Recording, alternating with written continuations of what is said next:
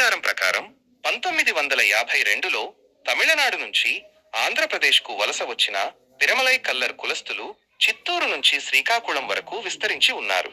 వారు ప్రధానంగా తినుబండారాలు తయారు చేసి దుకాణాలకు సరఫరా చేస్తూ జీవనం సాగిస్తున్నారు.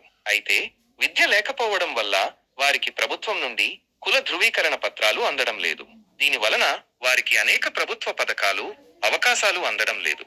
ఈ తరం పిల్లలు చదువుకోవాలని ఆసక్తి చూపుతున్నప్పటికీ కుల ధృవీకరణ పత్రాలు లేకపోవడం వల్ల అనేక ఇబ్బందులు ఎదుర్కొంటున్నారు.